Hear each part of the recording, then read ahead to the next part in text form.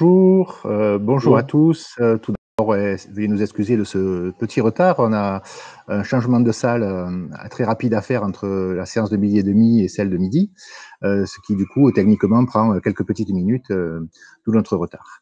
Euh, donc nous allons passer la parole à Mathieu Deliège. Je me présente tout d'abord par politesse pour ceux qui ne me connaissent pas. Je m'appelle Gilles Massini, je suis en charge de la solidarité numérique à Bordeaux Métropole et co-organisateur de l'événement Aginum 2020. Voilà, je reprendrai la parole en tant que modérateur parce que n'hésitez pas à poser des questions sur le chat, je ferai le relais auprès de Mathieu et je poserai des questions aussi de mon côté parce que j'ai aussi pas mal de choses à lui demander qui peuvent intéresser tout le monde. Voilà, Mathieu, c'est à toi. Bonjour tout le monde. Je m'appelle Mathieu Deliège, je suis chef de projet territorial sur le quartier Bordeaux Sud au sein de la direction du développement social urbain de la ville de Bordeaux. Donc c'est la direction qui anime et coordonne la politique de la ville sur les 6 territoires prioritaires bordelais. Et donc moi j'interviens sur le territoire Bordeaux Sud et aujourd'hui je suis là pour vous parler d'une expérimentation d'inclusion numérique qui a été lancée en septembre 2019 par la ville de Bordeaux et par Bordeaux Métropole en partenariat avec la ville de Bègles sur le quartier prioritaire de Carl-Vernet-Terre-Neuve, donc qui se situe dans le quartier Bordeaux Sud. Donc c'est un projet qui part d'un double constat. Donc le premier qui est certainement évident, qui est celui de la fracture numérique, qui nous mobilise, je pense, toutes et tous aujourd'hui autour de cet événement. Donc il y a une fracture qui concerne évidemment l'ensemble du territoire, mais qui est plus prégnante encore sur les périmètres prioritaires, comme le montrent les grandes enquêtes nationales. Le deuxième constat qu'on a fait, c'est celui d'une multiplication au local, à Bordeaux, des offres d'accompagnement au numérique, mais finalement d'un manque de coordination entre toutes ces offres, et du coup d'un risque aussi de perte en lisibilité pour les publics. Face à ce constat, on s'est donc mobilisé et on a mobilisé les partenaires du territoire pour réfléchir à une réponse. Alors, forcément, par souci de moyens humains et financiers limités, on a fait le choix de travailler sur l'échelle micro-locale, à l'échelle finalement du quartier. Et du coup, de pouvoir faire de ce quartier un laboratoire d'expérimentation sur l'inclusion numérique. La volonté à terme, c'est évidemment de pouvoir s'appuyer sur les résultats de cette expérimentation pour pouvoir essaimer justement des réponses et des bonnes pratiques sur l'ensemble du territoire métropolitain et développer progressivement, construire une politique métropolitaine sur l'inclusion numérique. Le choix qu'on a fait du quartier prioritaire, comme je vous le disais au début, c'était du coup de s'arrêter sur un territoire où on sait qu'on a de réelles problématiques. Malgré tout, on a quand même fait une petite étude, évidemment à partir de l'analyse des besoins sociaux, mais aussi une enquête de terrain grâce à des médiateurs sociaux sur le secteur Carl-Vernet-Terre-Neuve, pour finalement confirmer qu'on était bien sur un secteur concerné par la fracture numérique. On a aussi fait le choix de s'arrêter sur le quartier Carl-Vernet-Terre-Neuve pour pouvoir développer d'emblée une approche intercommunale et ainsi pouvoir travailler avec la commune de Bègles. Et donc, effectivement, c'est le cas de ce quartier qui est situé à cheval entre les deux communes de Bordeaux et de Bègles. Donc, pour dresser peut-être un portrait assez rapide de ce quartier prioritaire, je vais vous donner quelques chiffres. Globalement, on est sur des caractéristiques sociodémographiques assez classiques d'un quartier prioritaire français. Donc, on est sur un quartier composé en grande partie d'habitat social avec 5 bailleurs sociaux présents, des dynamiques de population qui sont différentes malgré tout d'une part et d'autre du boulevard qui en fait agit un petit peu comme une frontière entre les deux secteurs de Carl-Vernet et de Terre-Neuve. Carl-Vernet, donc côté bordelais, avec une population plutôt vieillissante, et Terre-Neuve pour le côté Béglé, avec une population un petit peu plus jeune, notamment du fait d'une opération de renouvellement urbain il y a une dizaine d'années. C'est aussi une dynamique de population donc, qui est différente d'un secteur à l'autre, d'un sous-secteur à l'autre, qui nous oblige à varier et à imaginer des réponses différentes en fonction des publics à cibler. Donc sur ces deux secteurs, on constate une forte part d'isolés résidentiels de tous âges, notamment des étudiants, des familles monoparentales, donc 19% des foyers allocataires de la CAF. Et globalement, on est quand même sur un quartier, encore une fois, qui reste très fragile avec des indicateurs au rouge. Un revenu médian par unité de consommation de 12 230 € contre 21 500 pour Bordeaux et 20 500 à Bègles. Un taux de pauvreté de 32% contre 17% pour la commune bordelaise et un faible taux d'emploi de 73%. Donc l'idée, c'était évidemment de pouvoir travailler sur ce secteur prioritaire pour imaginer des réponses à plus long terme sur d'autres secteurs prioritaires et bien pouvoir finalement développer des actions similaires, mais les adapter à chaque fois aux territoires prioritaires concernés. Et pour ce faire, on a choisi évidemment de pouvoir travailler dans une approche partenariale et de s'appuyer vraiment sur les forces vives de ce territoire qui vont vraiment teinter cette expérimentation. Donc on est sur un secteur sur lequel on a un certain nombre d'acteurs socioculturels présents, 2 centres sociaux, un espace de vie sociale, plusieurs associations de quartier qui pour certaines développaient déjà avant le lancement de l'expérimentation des réponses autour du numérique, autour de l'accès aux droits, qui sont bien là des thématiques vraiment qui sont au cœur de cette expérimentation, mais également des partenaires institutionnels, une bibliothèque municipale, une antenne de la CAF, 2 pôles emploi sur chacun des 2 sous-secteurs bordelais et béglés, qui sont finalement autant de potentiels sur lesquels s'appuyer dans le cadre de cette expérimentation. Et vous allez voir qui sont vraiment des acteurs qui vont se retrouver au cœur de l'expérimentation. Donc, vous avez sous les yeux une cartographie de ces acteurs-là, avec, comme vous pouvez le voir, une concentration assez forte sur ce secteur prioritaire, avec un code couleur qui est peut-être un petit peu compliqué à déchiffrer ici, mais c'était vraiment pour vous donner, en tout cas, au premier regard, là, cette idée qu'on est sur un territoire avec une concentration assez dense de forces en présence. Donc, pour résumer, on est sur une expérimentation sur ce quartier Carl Vernet Terre-Neuve qui vise à accompagner les habitants du quartier, soit quand même 1900 habitants, dans la montée en compétences numériques et l'autonomisation, afin de limiter la fracture numérique au sein de ce quartier. C'est une expérimentation qui propose vraiment, comme je vous le disais, de faire de Carl Vernet Terre-Neuve un laboratoire de l'inclusion numérique. Pendant une période assez courte, on était initialement parti sur une année et demie. Bon, du fait du contexte sanitaire actuel, on a eu effectivement quelques perturbations, un certain nombre d'actions qui ont été mises en stand-by et reportées pour la plupart. Et on est donc sur une expérimentation qui durera très certainement plutôt 2 ans qu'une année et demie. L'idée, c'est évidemment pour intervenir et pour développer cette expérimentation, de pouvoir concentrer l'ensemble des dispositifs déjà existants sur la commune, de renforcer la coordination et les complémentarités entre elles, mais aussi de pouvoir expérimenter de nouvelles actions, justement avec l'aide des partenaires du quartier.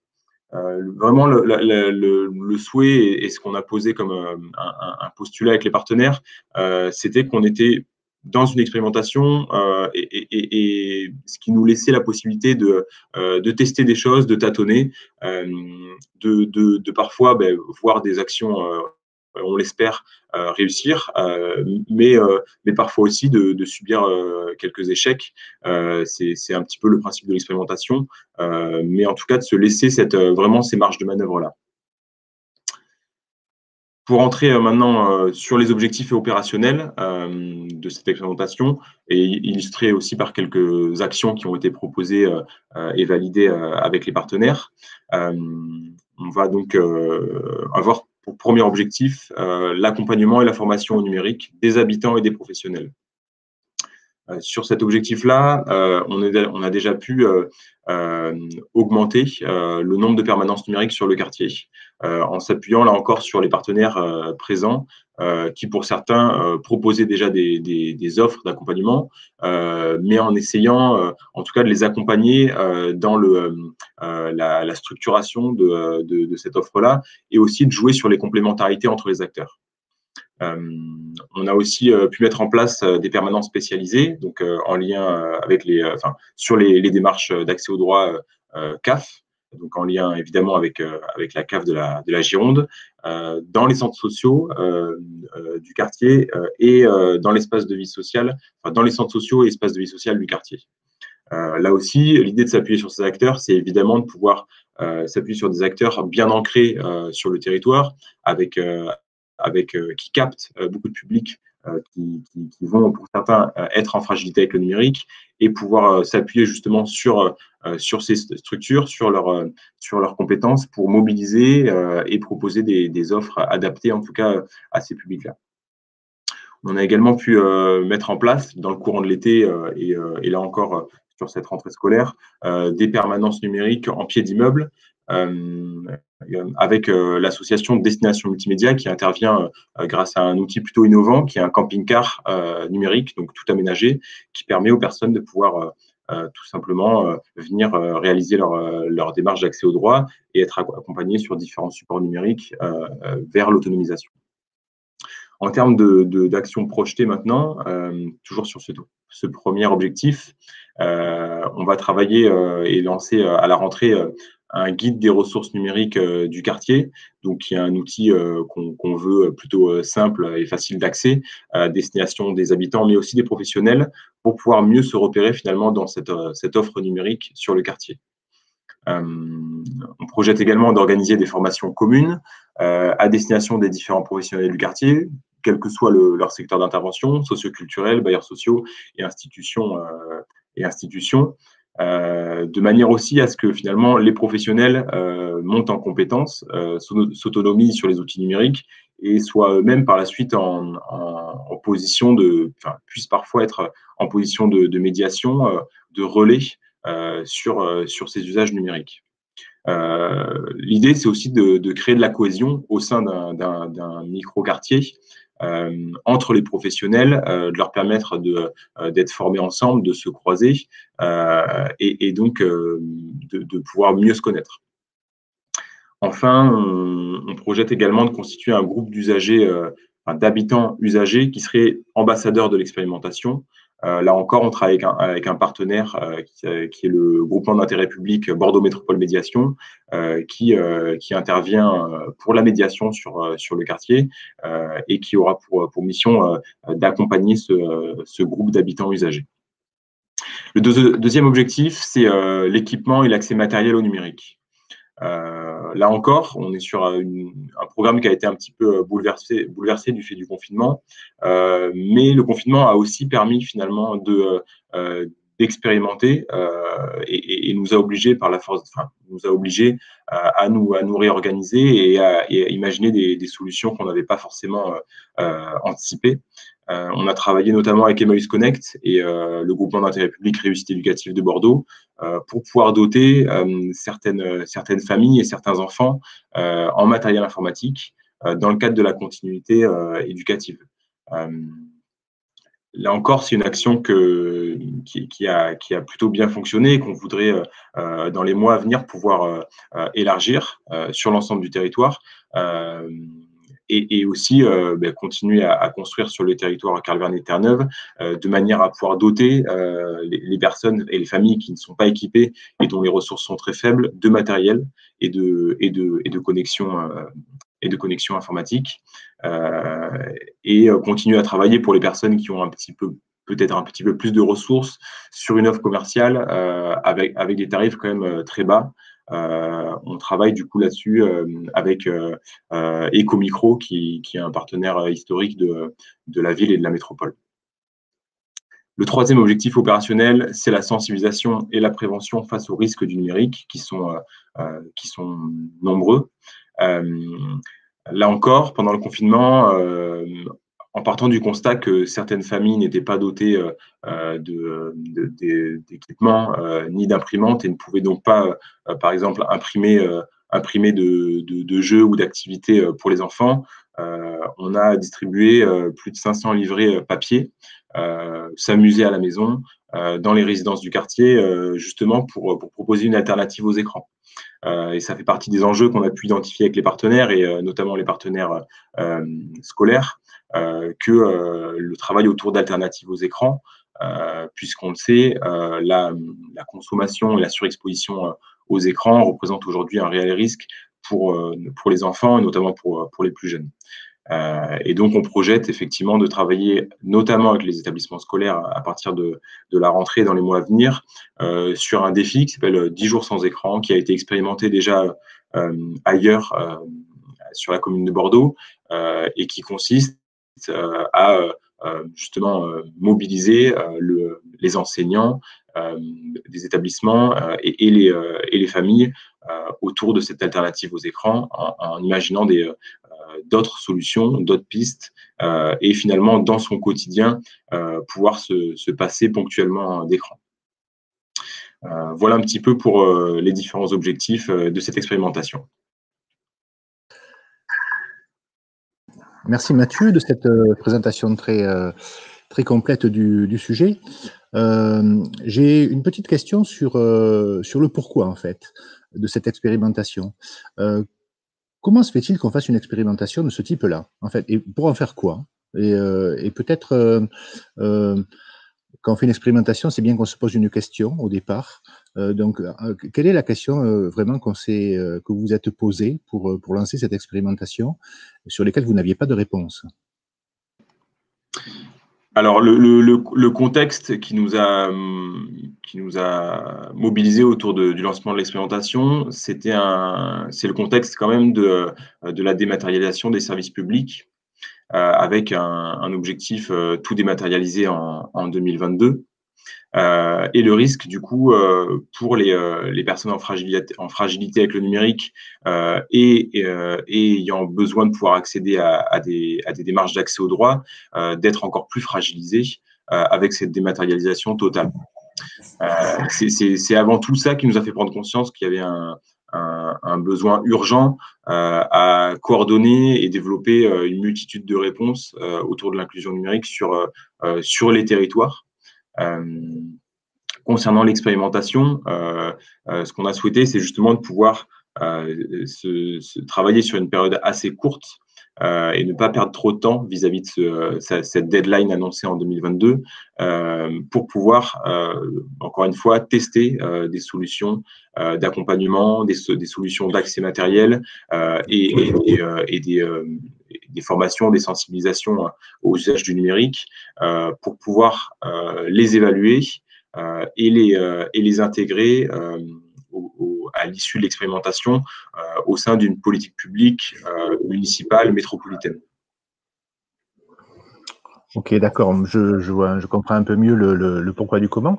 Est-ce que, alors bien sûr, on a été, j'imagine, dans cette expérimentation, pas mal perturbé sur le confinement et le Covid, mais est-ce que tu as dès maintenant des résultats intermédiaires, des idées, des choses qui fonctionnent à fond, d'autres qui sont peut-être en train de moins bien marcher? Est-ce qu'on a quelques, sans vouloir déflorer le sujet ou la conclusion finale, hein, mais est-ce que tu as déjà des pistes intermédiaires? Alors, on a pu tester des choses. Ce qu'on a pu tester, par exemple, cet été, je pense notamment à les permanences numériques avec le camping-car numérique de destination multimédia.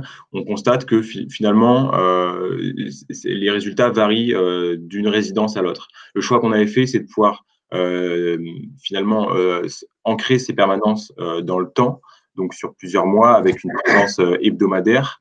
On a pu constater, par exemple, que sur certains sous-secteurs ou résidences du quartier, c'était une réponse qui ne convenait pas. Alors, les raisons sont sûrement multiples. On est comme dans une période estivale pendant laquelle les personnes, bien qu'on soit dans un contexte sanitaire particulier, sont pour certaines parties en vacances. D'autres, au contraire, sont plutôt, ont plutôt tendance à vouloir rester chez soi. Donc, on constate qu'on a quand même peut-être une crainte vis-à-vis encore une crainte vis-à-vis des ateliers numériques, même si c'est juste en bas de chez soi. Par exemple, pour cette action-là, c'est encore un peu tôt de vraiment mesurer les résultats. C'est pourquoi on a souhaité prolonger dans le temps sur les mois de septembre-octobre et voir un peu comment ça allait peut-être évoluer avec la rentrée scolaire et peut-être prendre une ampleur plus importante. Donc ça fait partie des actions pour lesquelles on attend encore des résultats plus prégnants. Concernant les formations des acteurs, par exemple, on l'a vu, la majorité des formations ont été arrêtées pendant le confinement, mais la demande restait très importante. Donc on a par exemple un acteur comme Astrolab, qui est un espace de vie sociale qui a maintenu une activité d'accompagnement numérique pendant le confinement, avec des échanges téléphoniques, avec de la mise à disposition de matériel auprès des familles, avec des rendez-vous qui étaient pris au sein de la structure, et du coup des prises en main de matériel qui étaient quand même proposées malgré le confinement. C'est vrai qu'on peut faire mieux que ce que vous avez fait, c'est-à-dire de venir directement en pied d'immeuble pour avoir une structure d'information et d'accompagnement. C'est compliqué d'aller chez les personnes et de taper à la porte pour savoir si vraiment ils ont des besoins, bien que je pense que c'est aussi un peu les actions du GIP Médiation, Bordeaux Médiation, qui sont des actions vraiment de terrain et proches des personnes en difficulté qui le permettent.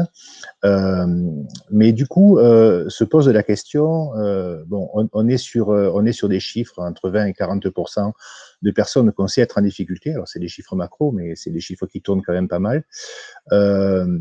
On peut se poser la question, est-ce que du coup, en faisant des actions comme ça, quand même très pointues, très précises, on atteint ce public-là? Ou alors, est-ce que ce public ne veut pas être atteint, en fait? Parce que peut-être que les gens ont effectivement des questions, des problèmes qu'ils se posent, on peut le constater, mais peut-être qu'ils ne veulent pas être aidés de cette manière-là. Alors, effectivement, on l'a vu, puisque lors de l'enquête qui a été menée par les médiateurs sociaux sur le quartier l'été dernier, et donc qui a permis de rencontrer 120 habitants sur le total de la population, donc qui est de 1900 habitants, soit près de 8-9%. On l'a vu, il y a évidemment des personnes qui sont réfractaires aussi au numérique, qui n'ont pas envie de s'y mettre. Mais le parti pris de cette expérimentation, c'est aussi de pouvoir finalement occuper le terrain.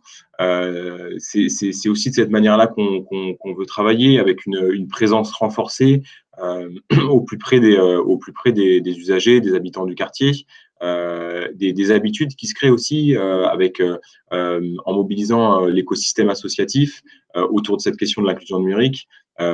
Finalement, une culture du numérique qui se crée chez les professionnels, et du coup, par ricochet aussi, dans le lien des professionnels aux habitants, qui va pouvoir finalement aller jusqu'à toucher les habitants.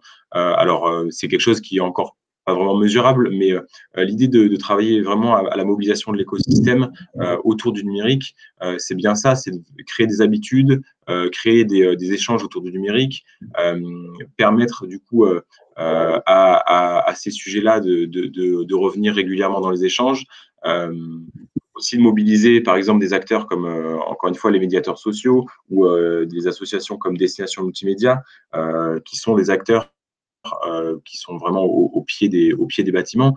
C'est justement mettre cette question du numérique au cœur du quartier, quasiment physiquement, la replacer en cœur de quartier et en faire un sujet de quartier. C'est un petit peu par ce biais-là qu'on espère aussi toucher les plus réfractaires. C'est en créant des liens de confiance, en pérennisant des actions dans le temps et de la présence humaine aussi dans le temps. C'est sûrement comme ça qu'on arrivera finalement à sensibiliser et peut-être à accueillir sur des permanences de formation demain les personnes qui aujourd'hui sont encore plutôt réfractaires à l'idée de se former. Okay, merci beaucoup. Nous avons des questions sur le chat, mais qui recoupent un petit peu ce que tu nous as donné. Alors, je te les lis comme ça in extenso, et tu rebondiras ou pas. On n'a plus qu'une minute, grand maximum, alors c'est court. Comment sont reçues les actions de sensibilisation des risques par les habitants? Et une deuxième question, quel a été le résultat des permanences en termes de fréquentation? Certains publics, davantage représentés par des jeunes, par des seniors, par des actifs. Comment avez-vous annoncé la tenue des permanences? Bon, tu as répondu quand même dans la quasi-intégralité à ces questions-là. Peut-être un petit complément sur la manière dont les habitants perçoivent en fait cette intrusion un petit peu dans leur lieu de vie sur des sujets qu'ils n'ont pas l'habitude de voir apparaître. Alors, par exemple, si je reviens sur les permanences de destination multimédia qui est présent donc avec un camping-car, donc qui gare son camping-car au pied du bâtiment une fois par semaine, ça suscite beaucoup de curiosité des habitants, parfois de l'incompréhension, mais c'est plutôt de la curiosité en tout cas, et du passage. Les gens passent devant ce camping-car qui n'ont évidemment pas l'habitude qui n'ont jamais vu, et progressivement s'habituent aussi à sa présence. Et donc, c'est en s'habituant progressivement à sa présence que les personnes les plus finalement les moins concernées peut-être vont un jour franchir le cap de rentrer, de poser une question, pour savoir ce qui s'y passe. C'est un petit peu ce qu'on a constaté là sur ce premier mois en tout cas de présence du camping-car. Au niveau de la fréquentation, on est sur une fréquentation qui est, alors j'ai pas eu les dernières actualisations, qui était, je crois, pour une vingtaine de permanences, qui était peut-être d'une trentaine ou d'une quarantaine de passages, de formations qui avaient été effectuées. Donc, effectivement, on est sur quelque chose qui est en tout cas un petit peu en deçà de ce qu'on peut attendre. Mais là encore, on pense que le contexte actuel ne favorise pas forcément toujours on va dire l'optimisation du dispositif. C'est aussi pour ça qu'on a fait le souhait de le prolonger sur la rentrée pour voir si la dynamique évolue. Si les personnes qui hier n'osaient pas, on va dire, rentrer dans la caravane, le camping-car, demain franchissent ce cap-là. Voilà. Sur le... Merci. Il va falloir que nous rendions l'antenne, comme on dit dans la télévision, même si ce n'est pas le cas tout à fait. Merci beaucoup. Je suppose que l'an prochain, grosso modo, même période, on aura des conclusions un peu finales, en fait, de l'expérimentation, et on recommencera une nouvelle session d'atelier, parce que je pense qu'effectivement, il y aura des choses très intéressantes à retirer de cette expérimentation. Merci beaucoup, et au revoir, à bientôt. N'hésitez pas d'envoyer un message à Mathieu si vous avez des compléments d'information à lui demander. Merci beaucoup. Merci.